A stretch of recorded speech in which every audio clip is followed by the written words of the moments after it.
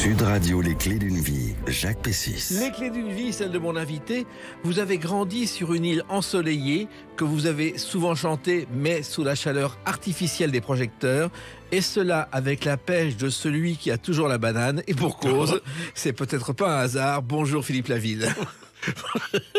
Bonjour Jacques. Oui, il y a une raison à la banane, on va en parler tout à l'heure. Oui. Écoutez, votre retour, après quelques années de silence avec un nouvel album, des chansons revisitées, des nouvelles, on va en parler, c'est le principe des clés d'une vie. Mais le principe des clés d'une vie, c'est aussi de parler de votre parcours à travers des dates clés. Et Dieu sait si ce parcours est important. Alors, on va commencer avec le 25 août 1969. Votre première télé, vous êtes dans T comme tremplin, à Califourchon sur une banane, et vous chantez ceci. À la Califourchon, mes amis, c'est wap sur le bord de la muraille, mes amis, c'est wap, wap, wap, wap, wap, mes amis, c'est wap. Première télé, vous en souvenez de cette émission? Oula. Pourquoi? Oh là. Parce que, afin de calmer la colère de Guy Bardel et de Luce Perrault, qui était son épouse, Qui étaient les producteurs de l'émission? qui était producteur de l'émission, ils avaient quand même envisagé de me mettre à cheval sur la banane, mais habillé avec une tenue de jockey. Oui. Et là, j'ai refusé la tenue de jockey, parce que j'ai de la famille. J'aurais dit, je suis désolé, j'ai une famille, et j'ai pas envie, dès ma première télé, de me retrouver dans la case ringard. Donc voilà, ça s'est passé comme ça. Je ne l'ai jamais revu là, d'ailleurs. Oui. Bah, écoutez, vous êtes sur une banane, c'est en noir et blanc. Mais ce qui est étonnant, c'est une autre télé que vous avez fait quelques semaines plus tard pour Jean-Christophe Averty avec Louise Petit, qui était une vieille dame. Absolument. Qui avait un cabaret de Montmartre qui s'appelait Chez nous, où il y avait un vieux monsieur, une autre vieille dame qui jouait de l'accordéon avec des tables sales. C'était répugnant, mais c'était Et extraordinaire. qui faisait du striptease. Exactement. Oui, absolument, oui. Vous vous souvenez de cette personne et de cette télé avec Je me Averty? souviens, parce qu'on y allait...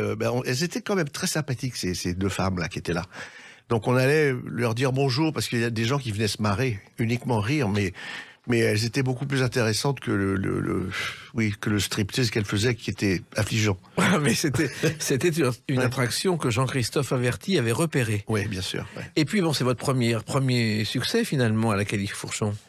Succès, on a eu de la chance qu'il y ait eu mai 68, parce que c'est passé en boucle sur la radio nationale, Oui. qui était France Inter, je crois, déjà à l'époque. Oui. Et il y avait des chansons, et puis ils avaient mis le programme au début des événements, ils étaient partis à la campagne, les mecs, tu vois. Oui. Donc, ça s'est passé. Et là, on dit, c'est quoi ce truc-là, à la Cali, le fourchon, ça veut dire quoi? Il est où, le mec? Donc après, il y a des gens qui ont été un petit peu curieux. Mais c'était ça a été là, un peu tout petit étrier de selle de cheval. J'ai posé le pied. Voilà, je vous ai posé le pied. Il y avait une autre chanson sur ce premier 45 tours qu'on a beaucoup entendu à la radio, mais jamais vue à la télévision. Si seulement ça pouvait être, moi je vous ai cherché depuis des mois, rêvé de vous tant et tant de fois. Mademoiselle, je vous aime. Échangez vos cavaliers à Philippe Laville. Ah bah oui, bien sûr, bien sûr. Alors ça, c'était en quelle année, ça? À 69, pareil. Ah ouais. C'était le deuxième single qu'on faisait. Ouais. J'ai un mec qui adorait cette chanson, qui s'appelle Jacques Pessis. Chaque fois qu'il me voyait, il me disait...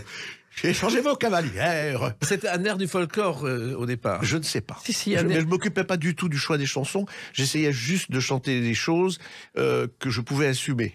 Voilà. Et c'était pas facile déjà. Mais cette chanson, on l'a jamais vue à la télévision. Non. Non. Ah, peut-être, je sais pas.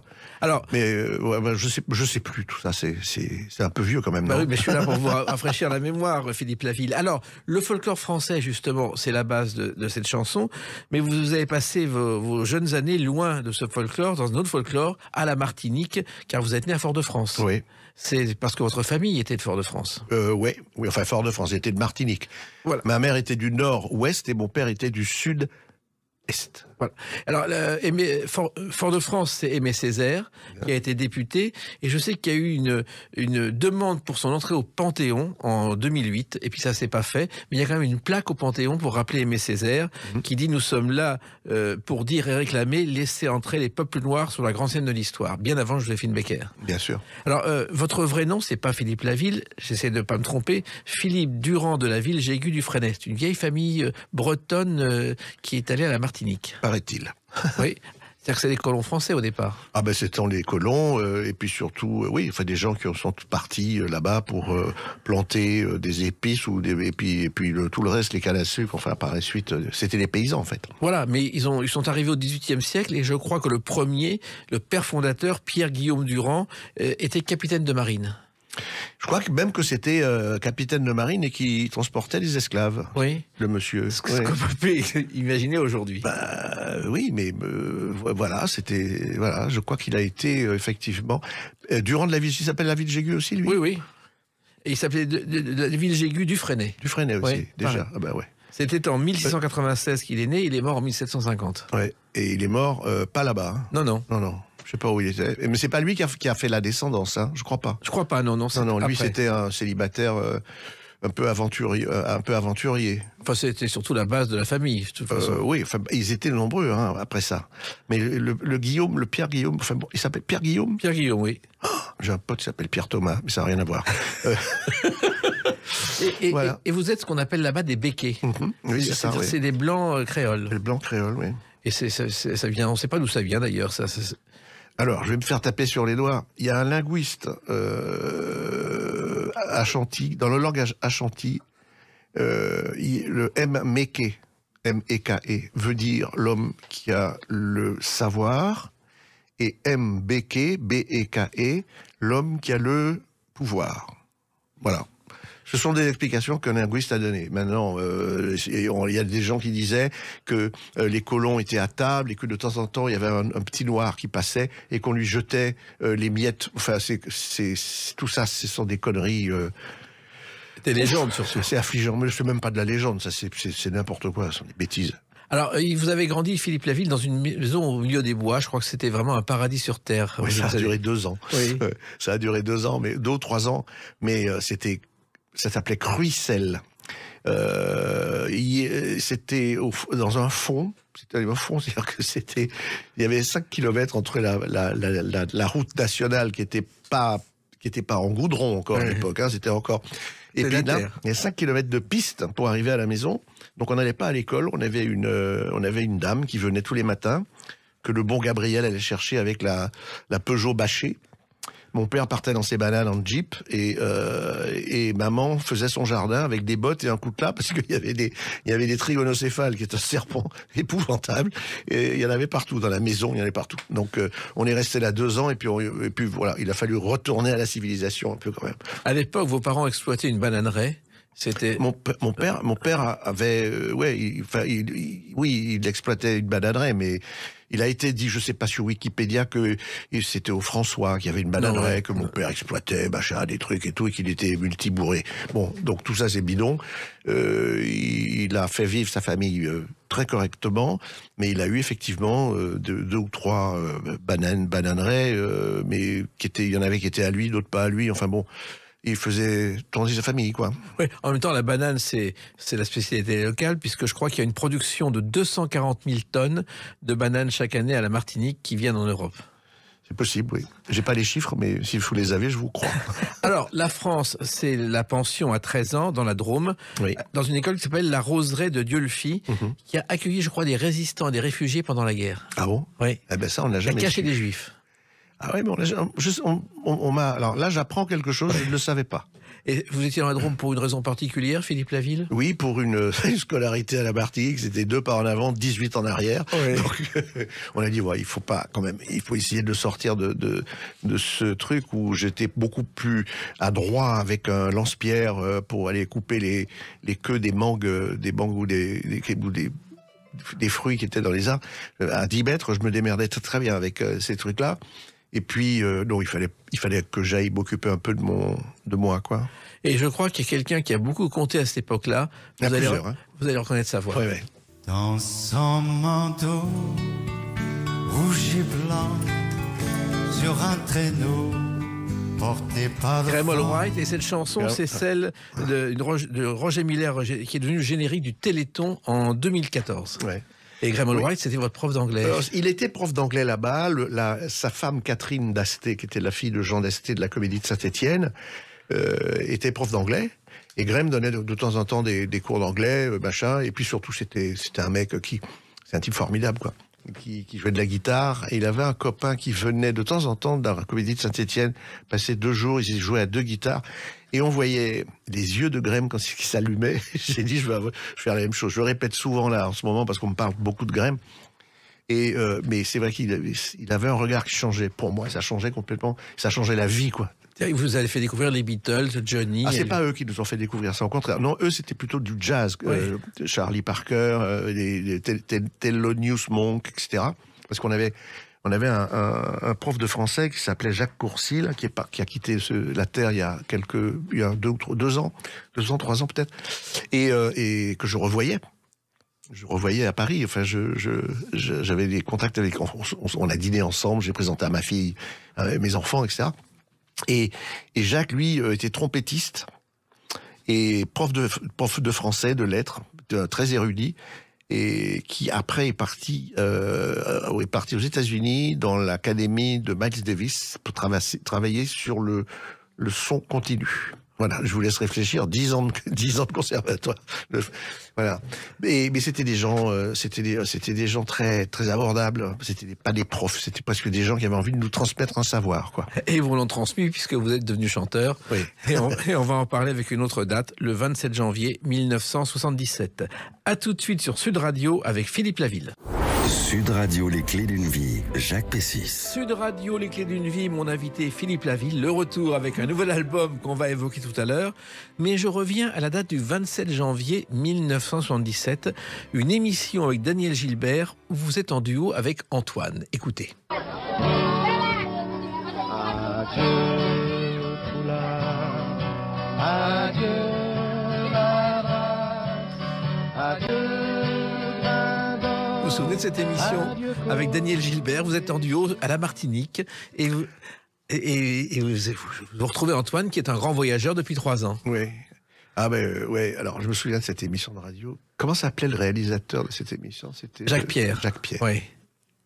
Et alors? Il fallait pas trop gueuler quand même là-bas parce que on était en Fort-de-France. Fort-de-France, c'était pas dangereux, mais il fallait pas aller chatouiller le bonhomme, quoi.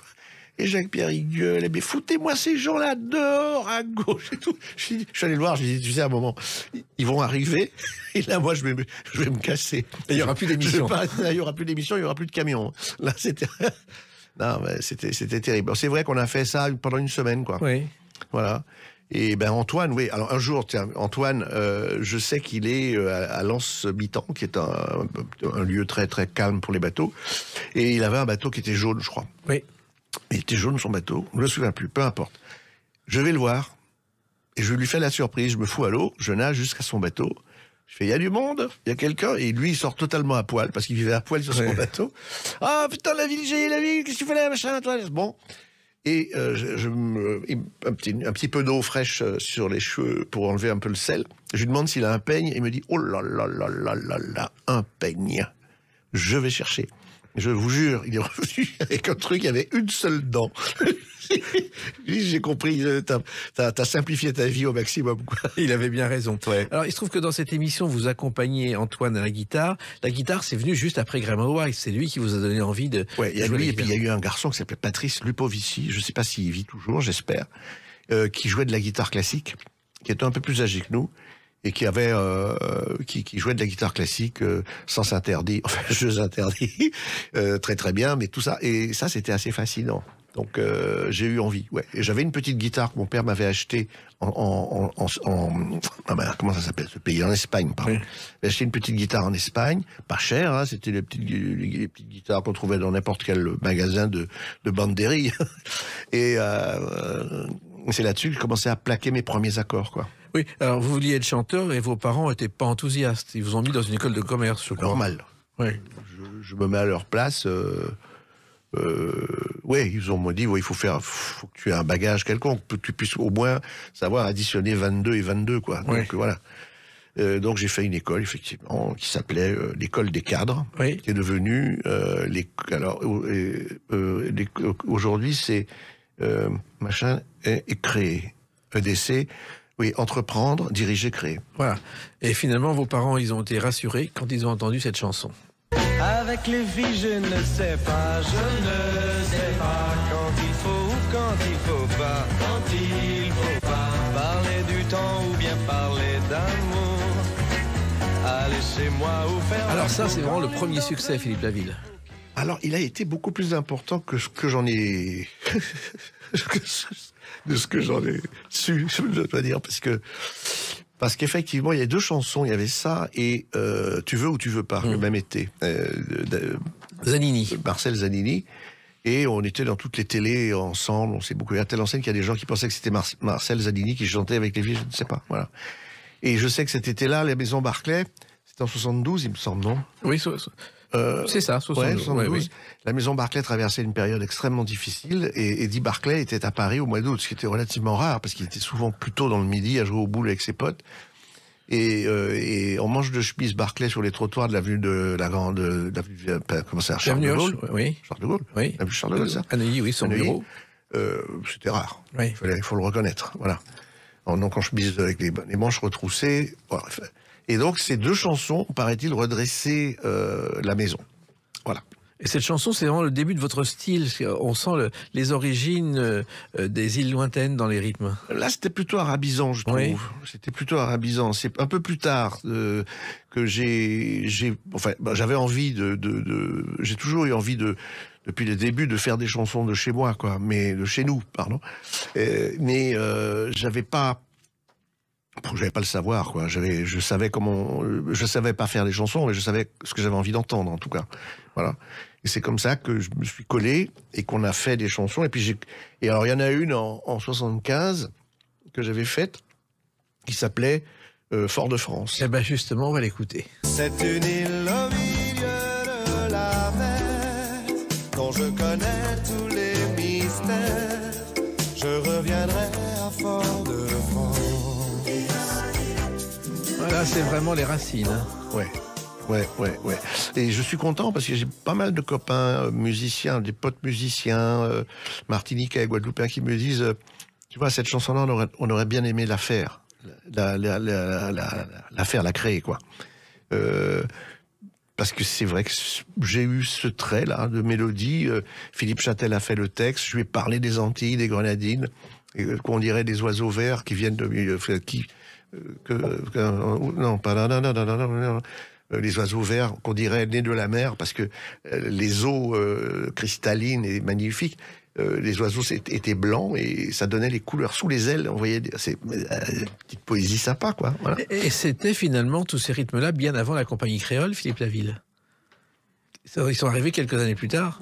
Je sais pas. Vous avez ouvert la voie, si. Ouais, Salvador l'a fait avant moi, cher ami. Oui, Désolé, bien sûr, mais à part Salvador, il y avait que vous pour relancer ce genre de choses à l'époque. Et le public était content. Oui, parce que c'était léger et puis surtout, il y a pas, on peut mettre ça sous le compte de la pudeur ou pas. J'ai jamais aimé faire les choses au premier degré. À part des chansons d'amour évidemment, mais au premier degré, j'ai jamais voulu. J'ai toujours préféré le second, voire le troisième. Avec Didier Barbudivien, on l'a fait assez souvent. Bien sûr. Elle tricote des pulls pour personne, et Eddie Mitchell m'a appelé, m'a dit bravo pour la contrepétrie. Quoi. Oui. Bon, mais c'est vrai que qu'est-ce que vous voulez que je vous dise? Je l'ai dit déjà plusieurs fois, mais qu'est-ce que vous voulez écrire sur la guerre après Manhattan-Kaboul? Bien sûr. Qui va oser écrire une chanson sur la guerre, quoi? Mais Fort-de-France, vous retrouviez aux racines, et quand on écoute les paroles, on voit Fort-de-France. Oui, parce que Philippe a fait un texte qui était très joli. Il y a une chose étonnante à Fort-de-France, vous devez le savoir, c'est qu'il y a une réplique au 5e de la basilique du Sacré-Cœur de Montmartre. Oui, alors c'est pas à Fort-de-France même, c'est à Balata. Oui. Et ouais, c'est vrai, ça, c'est rigolo de voir ça là, quoi. En pleine Cambrousse. En fait, c'est vraiment, quand je dis Cambrousse, c'est en pleine montagne. Elle est belle en fait cette église en plus. Oui. Alors il se trouve qu'avec cette chanson, vous devenez pratiquement, et je l'ai vu dans des journaux, Philippe Laville, un ambassadeur des îles lointaines. Oh, écoutez, c'est gentil, mais j'ai jamais revendiqué ça. Très honnêtement, Jacques, vous me connaissez depuis quand même pas loin de 40 ans. Ouais. vous m'avez jamais vu être opportuniste, quoi. Non, surtout pas. Voilà. Vous avez toujours préféré la vie, la fête, car à l'époque, c'est une vie parisienne bien nourrie, Oui. et vous en profitez largement. Oui, on en profite. Mais quand on a 25 ans, 30 ans, si on profite pas des nuits, des copains, des machins, enfin, éventuellement même parfois dépasser certaines limites sans faire de mal à personne, je trouve que c'est vachement libre. Et puis, dites-moi, la nuit, on apprend beaucoup de choses. Hein. Oui. J'ai eu la chance d'avoir un monsieur qui m'aimait beaucoup, qui s'appelait Jean Castel, Oui. que j'aimais énormément, qui m'autorisait à m'asseoir à l'étage, au premier étage, en fait, l'étage au rez-de-chaussée. Et puis, quand il y avait Michel Audiard, Pascal Jardin et tous ces gens-là, Jacques Martin, enfin bon, vous connaissez, Oui. c'est Kersozon et tout ça. Moi, j'avais le droit d'être m'asseoir au bout, de fermer ma gueule, de rien dire, mais d'écouter. Donc, Et- j'ai fait un peu l'éponge, là, à ce moment-là. Oui, alors vous avez fait la scène ensuite, c'est Julien Clerc. Vous avez vers le bal avec Julien Clerc, je crois. Ouais. Julien, j'avais fait quelques spectacles à l'époque avec les filles, je ne sais pas. Enfin, c'est pas des spectacles, c'était des galas, mais des galères souvent. Ouais. Et là, Julien, je vais à ses répétitions, il faisait l'Olympia, et je viens le jour où ils installent le matériel, ils préparent l'avant-première pour le soir. Puis à 3h de l'après-midi, Julien me dit, mais pourquoi on ferait pas deux chansons créoles ensemble, et puis toi tu chanterais Fort-de-France. J'ai dit, oui, c'est une bonne idée, mais enfin... mais il faut que tu aies une guitare pour ça, oui, voilà.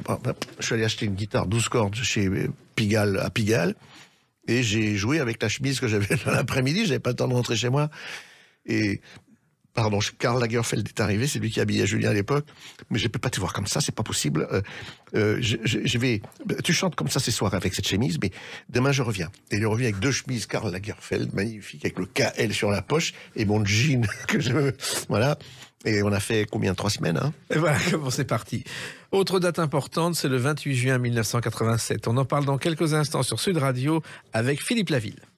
Sud Radio, les clés d'une vie, Jacques Pessis. Sud Radio, les clés d'une vie, mon invité Philippe Laville, le retour avec cet album dont on va parler tout à l'heure. Et là, je reviens au 28 juin 1987. C'est un direct aux Arcs. Il y a un grand prix de rafting. Et sur la terrasse d'un hôtel, vous chantez ceci. Nous t'es pendant pour nous déballer. Coller, serrer, nous t'es cadencer. Elle était avec nous. Si nous t'es pendant pour nous déballer. Les images avec Jocelyne Berroir qui est là, à vos côtés. Et il y avait eu une télé chez Colaro, mais là, c'est la grande télé qui a lancé la chanson. Ouais, alors c'est un truc qui est arrivé d'une manière tellement bizarre que je me souviens plus de la première télé. Mais La je première me télé, c'était souviens, Cocorico Boy, et ensuite c'est celle-là. oui, Cocorico Boy, où j'arrivais dans ma famille de blancs, Oui. enfin des blancs, et que des racistes, hein, ils étaient tous racistes, sauf moi qui arrivais avec ma fiancée, et on lui dit, vous êtes la nouvelle femme de ménage. Elle a été formidable, Jocelyne, sur ce truc-là, parce que là, aujourd'hui, tu le fais plus, ce truc-là. Mais elle a été morte de rire. Elle m'a dit, c'est trop marrant, quoi. On est tellement loin de ce que nous sommes aujourd'hui que... Elle nous l'a raconté dans Les Clés d'une vie, voici quelques mois, quand elle a sorti ses souvenirs. Ah oui? Alors donc cette chanson, c'est une chanson qui était au départ créée par Jocelyne et que vous avez adaptée en français. Alors, l'histoire je peux prendre deux minutes. Bien sûr. Je vais au Zénith, Cassave, le groupe dans lequel évolue Jocelyne, et Jean-Claude Nemrod qui a écrit la musique de cette chanson. Je vais le premier jour, je vais le deuxième jour, je vais le troisième jour, je vais le quatrième jour, je saute le cinquième et je vais pour le dernier jour. Et je vois l'évolution du public. Au départ, c'est un public très très franco, antillais, franco, africain, etc. Et du Maghreb aussi. Et puis petit à petit, ça fait 50-50. Et puis voilà. Donc je parle avec Michel Drucker au cours d'une émission de télé. Je dis, tu sais, ce serait vachement bien que tu fasses ça parce que c'est un groupe, c'est démentiel ce qu'ils font. Et ils partent faire tourner dans le monde entier. Ils vont jouer en Chine. Ils vont jouer partout. Je dis, oui, tu comprends. Voilà, bon. Et quelques mois plus tard, il me téléphone. Il me dit, j'ai Cassave dans l'émission samedi, je sais pas, une de ces émissions du samedi soir. Je leur donne 10 minutes à la fin 10 minutes à la fin de l'émission, et j'aimerais bien que tu fasses un duo avec eux de leurs chansons, et ils vont chanter un bout de Ils tapent sur des bambous avec toi. Et je vais dans l'album de Jocelyne, je trouve cette chanson Collet serré que j'avais déjà entendue plusieurs fois, puisque j'avais l'album, le vinyle chez moi, Et j'appelle Jean-Claude Nemrod. Là, il me dit OK. Il appelle Jocelyne qui dit OK. On fait le petit montage. Et Jocelyne, on arrive là-bas, le jour de l'émission de télé, on arrive là-bas et il se passe un truc de fou. C'est-à-dire que je chante la chanson avec elle à la répète. Et j'ai tous les poils de mes jolis bras qui se dressent complètement, tu vois. J'ai un coup de foudre. J'étais marié, pas de coup de foudre pour Jocelyne, mais la voix de cette femme m'interpelle énormément. Je la connaissais, mais là, d'un seul coup, je le prends dans la tronche parce que je chante avec elle, quoi. On fait l'émission, et après l'émission, je suis allé la voir, je dis, écoute, je suis désolé, mais je peux pas mourir sans faire... Enfin, c'est un truc un peu comme ça, sans faire un duo de cette chanson avec toi. On va faire du français, du créole, et c'était compliqué. Kassav, c'était une espèce de... C'était comme une petite société, on peut pas prendre de décision tout seul, etc. Bon, peu importe, on le fait le truc, et là, une espèce de déferlement magnifique, quoi. Oui. C'est un de mes plus beaux souvenirs je le dis, hein. C'est un de mes très très beaux souvenirs de musique, de chanson. C'était une chanson mi-créole, mi-française, qui était rare à l'époque. Parce que le créole, c'est très particulier. On francisait les expressions et c'était pas si courant. Non, mais cela dit, là, j'ai traduit le truc à l'arraché. Moi, pâté qu'à s'y poser, m'en pas les bars. Moi, je ne supposais pas je ne pouvais imaginer de te reparler un jour. Voilà. C'est comme ça, j'ai fait ça comme ça. Parce que les expressions créoles, par exemple, vous n'arriverez pas à la gare, ça veut dire vous n'arriverez à rien. J'ai eu des éclats dans la figure, j'ai reçu des éclaboussures. Il y a tout un langage. Ah oui, bon, enfin, moi je préfère le mec qui me dit ne prends pas la mer demain, va pas trop loin, parce qu'il y a une petite maussaderie qui arrive. Et une maussaderie, le temps est maussade, oui. Et la maussaderie, ça ne peut être que le temps. Mais c'est magnifique. J'ai une tante qui avait une boutique qu'elle appelait la Charmerie. Je suis désolé, c'est de la poésie. Alors, un autre grand souvenir de ce jour-là, c'était un Grand Prix de rafting, et vous avez gagné ce Grand Prix de rafting, ouais. Philippe Laville. Ouais. C'était une descente de l'Isère sur des bateaux, ouais. Dans une eau à 5 degrés. Oui. Oui. Ah bon, c'était un truc terrible, mais on avait dans notre bateau qui était piloté par Patrick Tambay. Oui. Donc moi j'étais assis à l'arrière avec Patrick et une bouteille de champagne, et devant on avait 3 moteurs.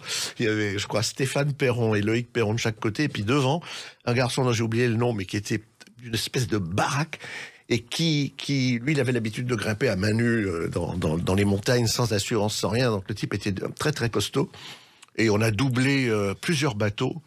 À un moment, il y avait une partie qui était plane, donc il fallait vraiment y aller un peu. On a doublé des mecs, on pouvait tirer un skieur. Et c'était une course à l'époque de personnalité pour lancer les arcs qui venaient d'ouvrir, et c'était quelque chose de surréaliste. Surréaliste. Mais je me souviens, Jacques, oui. Vous qui êtes spécialiste de Charles Trenet, oui. Vous êtes l'héritier de Charles Trenet et de Pierre Dac aussi, oui, non? Oui. Vous n'avez pas choisi les pires. Bon, mais Jacques va se coucher, mesdames et messieurs, Jacques va se coucher vers 11h du soir parce qu'il est fatigué. Il a quand même un peu ramé. Et il va se coucher, et nous on reste là, et on chante, il y a un piano, et on chante, et vers 3h du matin, il y en a un qui attaque Charles Trenet, et je dis, je connais le meilleur interprète de Trenet. On est allé sortir Jacques du lit, il était en pyjama avec un micro, et jusqu'à 6h du matin, il a chanté les chansons de Charles Trenet. C'est vrai, on peut raconter, il y a prescription. Alors, il y a une autre chanson qui a aussi marqué cette époque, Philippe Laville, c'est celle-ci. Il tape sur des bambous et c'est numéro 1.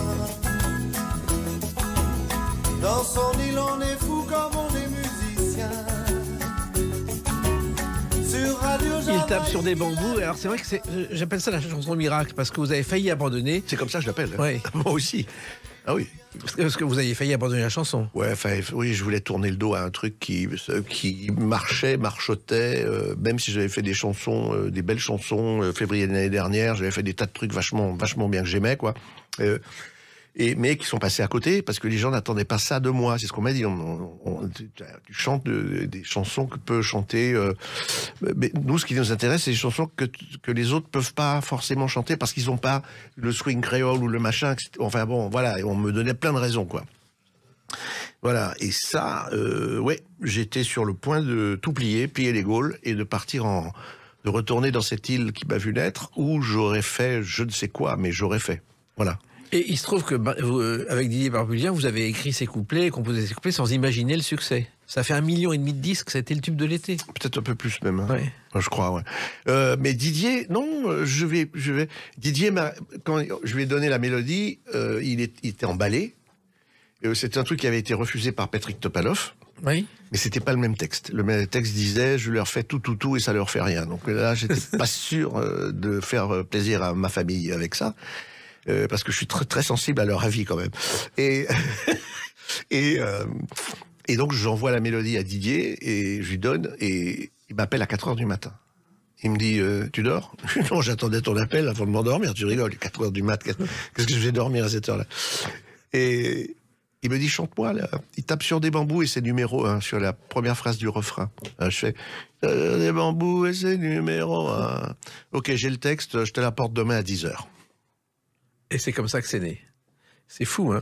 Et Radio Jamaïque était dedans, parce que Radio Jamaïque a existé vraiment. Oui. Elle a commencé à émettre le 9 juillet 1950, et à l'époque, les transmissions s'étaient faites par des haut-parleurs de diffusion dans la ville. Oui, et absolument. après, il y a eu le transistor, ça a arrêté en 68. Bien sûr. Alors, même avant, il y avait eu les trucs pas transistors, des trucs qu'on branchait. Oui, bien sûr. Et des grosses radios.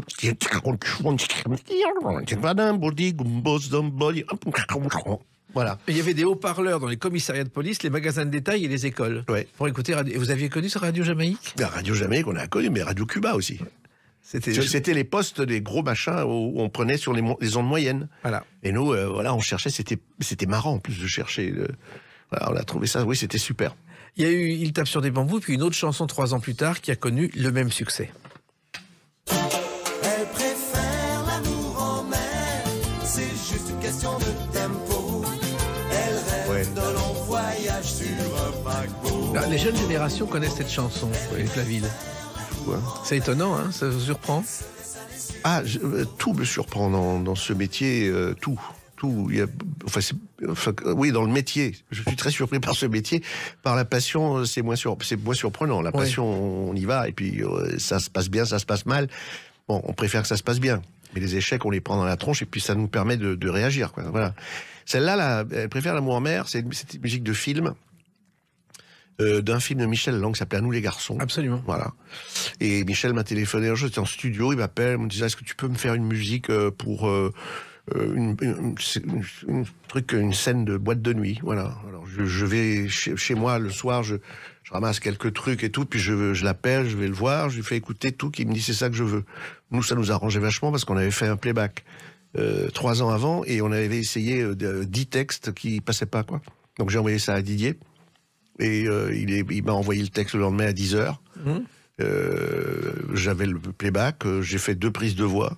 Et puis, on a fait venir des choristes et tout. Et puis, j'ai continué mon album, parce que je faisais un album qui s'appelait Nonchalance, qu'on a pris dans la tronche, parce que ça a vachement bien marché pendant l'été. Et puis, en octobre, quand on est arrivé en radio avec notre album, on nous a dit, oui, mais non. Oui, mais non. Ça va pas être facile, ça va. Alors j'en ai voulu. Mais je l'ai reprise là sur l'album qu'on vient de faire, je l'ai reprise avec Claudio Capéo. Oui, on va l'écouter tout à l'heure. Et d'ailleurs, le cinéma, vous en avez fait, je crois, dans Tant qu'il y aura des femmes de Didier Caminca. Oh la vache, ouais. Ah oui. Ça remonte à... Ouais. Ah oui, mais c'est au début au cinéma. Début, c'est Zazie Gélin, qui est un personnage que j'étais bien pote avec lui. C'est un type que j'aimais vraiment beaucoup. Garçon formidable. C'est un type merveilleux. Hein, qui a lancé la première cassette vidéo avec La guerre des boutons. Ah oui? Oui. Alors Zazie, c'était bon. Et il m'a dit, je vais te faire... Et puis il m'a dit, tu viens tel jour, telle heure. Voilà. Donc je suis allé tel jour, telle heure. Il m'a dit, voilà, tu vas faire ça et ça. Donc j'ai fait ça en m'amusant, puis j'ai essayé d'apprendre un petit peu, de voir comment... J'ai bien aimé l'ambiance plateau. Il y a eu une scène d'amour, ils étaient nus, Marianne, je crois que c'est Marianne Bassler, et... Non, c'est pas vrai. C'était Fanny Cotenson. Oui. Et Roland Giraud, bon, c'était une scène d'amour qui était tournée, donc ils étaient dans un lit et tout. Je dis, est-ce que je peux assister? Mais bien sûr. Lui, il avait ses bottes, son pantalon, ça machin. Et c'était rigolo, quoi, de voir une scène d'amour qui, théoriquement, doit être d'un érotisme farouche. Le mec, il avait ses godasses, c'était très drôle. Voilà. Mais c'est pas, non, après ça, j'ai pas continué tout de suite. Il y a eu Meurtre en Martinique, je crois. Oui, ça c'était bien. J'étais content d'avoir fait ça. J'étais très content. Bertrand Martin. Et puis on a fait quelques séries aussi. Hein. Oui, il y a eu quelques mini-séries à la télé. Il y a eu une série pour TF1, je crois, qui s'appelait La Croisière. Oui. Il y a eu un autre truc pour M6, oui, avec... Ah oui, bon. Ça, j'ai oublié. C'est idiot. Et puis avec Yamina Benguigui aussi, j'ai fait un épisode de Aïcha. Exactement. J'ai adoré ça. Oui. Avec elle, j'ai adoré ça. Et puis, il y a eu la chanson qui ne vous a pas lâché. On en parle avec une autre date, le 21 avril 2023. À tout de suite sur Sud Radio avec Philippe Laville. Sud Radio, les clés d'une vie, Jacques Pessis. Sud Radio, les clés d'une vie, mon invité Philippe Laville. On a parlé de vos débuts, de vos succès avec Didier Barbelivien, de Fort-de-France. Et puis, silence radio pendant quelques temps. Et 21 avril 2023, le retour avec un nouvel album où vous mêlez le passé et le présent. Ouais. Pourquoi j'ai fait ça? Parce que c'est une idée que j'avais depuis un moment. Faut être... À un moment, il faut être réaliste, quoi. Cette profession a totalement changé. Les accès à la radio pour des gens d'une certaine génération, c'est plus compliqué. Donc, ce qu'il faut, c'est faire avec les moyens qu'on a aujourd'hui. J'avais des chansons qui sont passées un peu à côté, faites avec David McNeil, avec Elisabeth Anaïs, avec plein de gens, avec Thierry Séchant, avec qui ont été enregistrés. Bien sûr. Oui. Mais que nous avons avec les musiciens de scène, nous avons réenregistré tout ça. On a changé Étape sur des bambous. Ça a pris un coup d'énergie terrible. Et on a donc réenregistré tout ça avec les musiciens de scène qui sont avec moi. Quand on va, voilà, on part et on est dans deux bagnoles et on est dans les mêmes hôtels et voilà, on part les copains d'abord. Voilà, un peu ça. Et j'ai fait deux chansons, nous avons deux chansons nouvelles. Une qui s'appelle Ne m'oublie pas, qui est une chanson qui a été faite en duo avec Victor Laszlo, écrite par Christophe Montieu par les musiques, et une chanson dans la musique que j'avais depuis très longtemps, une musique de Michel Héron. Michel Héron qui avait fait Il tape sur des bambous, Il peut faire l'amour, etc. Paix à son âme. Mais j'avais ça, et je me dis, il faut que je fasse une chanson drôle. Et puis un jour... j'ai regardé une émission de télé, je vais pas dire laquelle, et puis j'ai vu le public. C'est à quoi s'il n'y avait pas que des camions du SAMU sur le parking, quoi. Et là, je me suis dit, si je faisais un truc sur cette retraite qu'on nous force à prendre et qu'on n'a pas envie de prendre, quand on est bien dans un cas, je comprends qu'il y ait des gens qui prennent leur retraite. Mais moi, j'ai pas envie. Bon, et on l'a fait. On va en parler. On va écouter certaines de ces chansons. La première, c'est une chose importante, c'est un duo avec Cléo Capéo sur Elle préfère l'amour en mer, justement. Oui. Elle préfère l'amour en mer, c'est une question de tempo. Elle rêve à long voyage sur un paquebot. Elle préfère l'amour en mer, elle se laisse aller sur les flots. La marine, on est fier, Captain Nemo. Alors, pourquoi cette chanson? Pourquoi Cléo Capéo? On avait fait une émission de télévision au mois de mai ou au mois d'avril, je sais pas, l'an dernier, en Martinique. Claudio était là, je le connaissais pas. Et quand je suis arrivé sur la plage, il a ouvert les bras. Il me dit, ah, comme ça, bon. Petit coup dans le pif peut-être, un tout petit, mais pas, il est pas très beaucoup, sincère, mais lui, il est voilà. Enthousiaste. C'est un mec qui est bienveillant, enthousiaste. Et ben, je suis content de te connaître. Et puis, il m'a dit, on avait prévu, on a chanté un petit bout de Elle préfère l'amour en mer avec lui, sur la scène, pendant l'émission.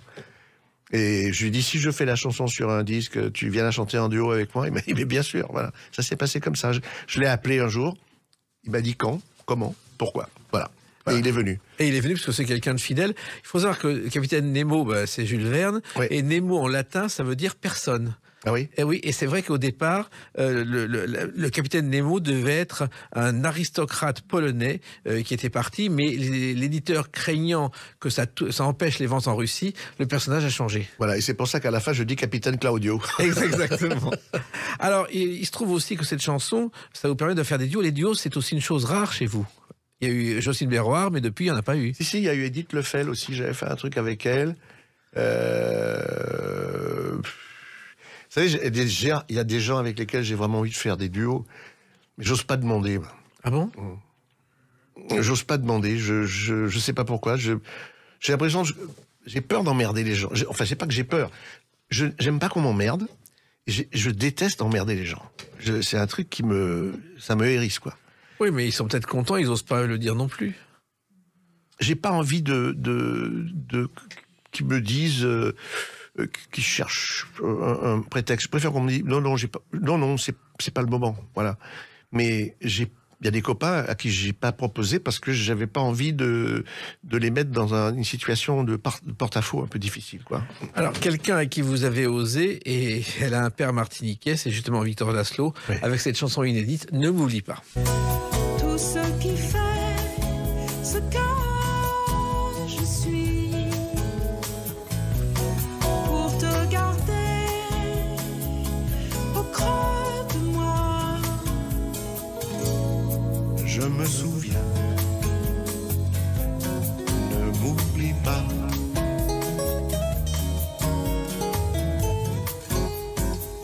Alors là, c'est un rythme créole. D'ailleurs, elle chante aussi en créole, Victor Laszlo. Oui, C'est une vraie bien sûr. rencontre pour vous, Philippe Oui, moi Laville. je la connais depuis longtemps, hein, Victor. On s'est trouvés souvent sur des plateaux de télé ensemble. On avait fait la tournée Batébis avec Malavoie, ce qui est un souvenir extraordinaire. On est allé jusqu'à la Réunion.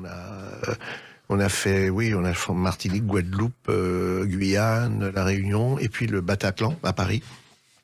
2 ou 3 soirs de suite.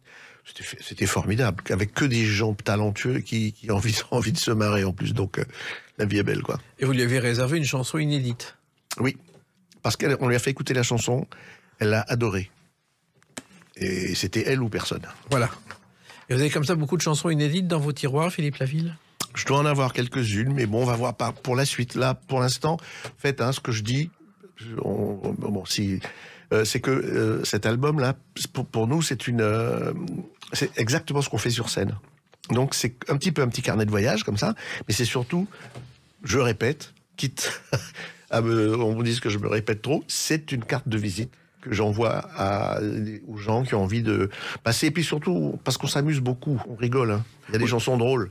Oui, Hein, mais surtout la scène vous a manqué pendant la Covid, et vous avez envie de revenir sur scène, Philippe Laville. Oui, ça m'a manqué, mais il y avait des choses beaucoup plus importantes que mon petit manque de scène, quoi. Quand je vois des gens qui disaient j'ai frisé la dépression nerveuse parce que j'étais plus sur scène, j'ai envie de dire, écoutez, vous étiez pas dans 40 mètres carrés à Sarcelles avec 3 gosses, quoi. Donc arrêtez vos conneries, quoi.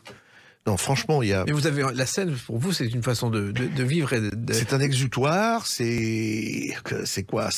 On a mal nulle part, on n'a pas de problème d'impôt, l'électricité a été coupée, on s'en fout, et quand on va revenir, rentrer à la maison, elle sera à nouveau remise. Enfin, je sais pas, il y a pas de tristesse, on oublie plein de choses parce que on est là à essayer de donner le meilleur de soi et de partager les moments formidables avec les musiciens. Et avec les gens qui sont là. Bien sûr, il y a vraiment formidable, c'est la tournée H-Tendre à 7. Je crois que vous avez été le parrain de cette tournée, Philippe Laville. Moi, parrain d'une tournée? Oui, la tournée H-Tendre. Vous avez fait la tournée H-Tendre? Oui. Mais vous étiez officiellement le parrain sur les affiches, oui. Ah ben, je savais pas. Voilà. Bon, voilà. Voilà. Mais j'ai fait ça, j'assume. Oui. Il fallait que je fasse rentrer un peu de sous. En même temps, le public était content de vous retrouver. Oui.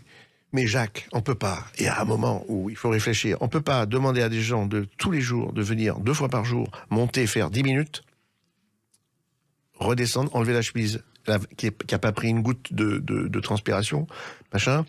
On va taper des balles de golf où on signe des machins. On recommence. 10 minutes, on a un peu le trac quand même. On n'a pas le temps que ça s'en aille. On revient, on est de mauvais poil. Donc c'est un truc que j'ai fait une fois et j'ai pas eu envie de le faire 2 fois, quoi. Voilà. En revanche, il y a une chanson qu'on va entendre pour la première fois, à mon avis, c'est pas la dernière, c'est Alice au pays des merveilles. Des vermeils. Au pays des vermeils. Oui, Je exactement. m'en fous. Vous pouvez garder tous vos conseils. Et pour vos promesses, c'est pareil. Tant que la belle Alice s'éveille près de moi au pays des vermeils. Alors là, c'est vraiment votre second degré, Philippe Laville. À Dada, l'escalier qui m'aide à grimper. Oui. Cet Everest que devient l'escalier. Pourtant, j'habite au rez-de-chaussée. Oui. Les lunettes, 3. Alors là, j'avais trouvé une formule que je n'arrive pas à mémoriser pour les lunettes. Les lunettes, une gratuite pour 3 achetés. Non, une gratuite pour 3 achetés. Oui, C'est pas ça. c'est De ça, toute façon, le mec, il s'est fait pomper son pognon, c'est une évidence. Non, il y en a un que j'aime beaucoup, c'est on me dit avec douceur et un peu de doigté que ma prostate est à vérifier, mais je veux pas y aller. Bon, voilà, c'est con, mais ça me fait rire, je suis désolé. Mais en même temps, vous n'avez pas atteint l'âge vermeil et vous êtes un enfant dans votre tête en permanence. Ah oui, non, mais oui, je suis encore un tout petit peu couillon. Je suis pas complètement adulte, là. C'est vrai. Vous ne serez jamais adulte. Ouais, mais j'espère. On m'a dit un jour, une dame que j'aime beaucoup, qui m'a dit, Philippe, tu es quelqu'un d'adorable. Bon. Mais tu as un énorme défaut. Tu n'es pas sérieux. Et tu vois, le jour où je suis sérieux, tu vas pleurer parce que c'est le jour où je vais mourir. Exactement. Voilà. Il faut savoir qu'Alice au Pays des Merveilles, elle a existé, la fameuse Alice. C'est-à-dire que l'auteur, Lewis Carroll, était professeur de mathématiques en Angleterre et une des filles du directeur s'appelait Alice. Un jour, il l'emmène pour une promenade en bateau. Elle lui demande de lui raconter une histoire. Il est sur la Tamise et il invente Alice au Pays des Merveilles. Ça a existé. Ah oui. Mais là, c'est vermeil. Hein. Oui, c'est autre. J'ai compris la différence. Mais il y a aussi une autre fille importante dans votre vie avec qui vous faites un duo. C'est la maison où tu es né, qui te connaît, qui t'a bercé. Tu m'en as souvent parlé. Une maison rongée par le sel qui se débat contre le ciel, entre la mer et le soleil. La fille, c'est Lola. Votre fille, c'est un duo très particulier et sûrement très émouvant. J'ai les yeux qui mouillent un peu là. Elle chante bien, c'est pas sa tessiture. C'est pas je dirais que la note de base, elle n'est pas bonne pour elle. Là. Mais quand elle l'a fait, elle a fait 3 prises de voix. Elle a essayé pendant une demi-heure, mais elle n'arrivait pas à ouvrir la bouche, elle était intimidée. Et puis elle est partie et elle a fait le truc, elle a fait 3 prises de voix. Et il y a un endroit où elle dit, il y a un endroit où elle dit, où elle parle, où une maison qui t'a vu grandir, et à un moment elle parle de secrets, où il y a des secrets, elle le dit comme ça. Et là j'ai dit on garde. Les mecs, pardon monsieur le micro, on garde tout. C'est exactement ce que j'attendais, ce que je voulais. Et voilà. Mais pourquoi votre fille, elle veut chanter? Non, pas du tout. Je lui ai dit j'ai envie de chanter. Là, elle a une très jolie voix. Oui. Et je lui ai dit j'ai envie. Elle est pas du tout dans ce truc-là. Hein. Mais elle chante chez elle. Elle est super cool en bagnole. Elle chante. Enfin bon. Et j'ai eu envie d'allier nos 2 voix. C'est un essai. Je trouve que moi, ça me touche. Ça touche beaucoup de gens en plus. Donc voilà. Et un essai qui sera peut-être transformé parce que... On va voir. Il faut pas tirer sur les ambulances. C'est tirer des conclusions trop rapides, Jacques. Vous êtes quand même sérieux. Non, mais je suis très heureux d'avoir fait ça avec elle. Et nous, on est très heureux que cet album existe parce que vous nous manquiez depuis quelques années. Et j'espère que c'est le point de départ d'une tournée et d'autres choses. Ouais, j'espère aussi, ouais. Je vous laisse, il y a une chanson qui s'appelle La fille du train, que je chante avec une fille que j'ai rencontrée dans un restaurant Place Saint-Ferdinand, dans le 17e, qui s'appelle Chloé Cassandre, qui a une voix incroyable. Et c'est La fille du train où... Enfin, vous l'écouterez, mais vous m'appellerez pour me dire... J'avais pas percuté, mais écoutez le texte. Écoutez, alors on écoutera le texte en tout cas, et puis on écoutera cet album avec bonheur, et on attendra votre retour sur scène le plus vite possible, Philippe Laville. Merci infiniment, Jacques Pessis. Les Clés d'une vie, c'est terminé pour aujourd'hui. On se retrouve bientôt. Restez fidèles à l'écoute de Sud Radio.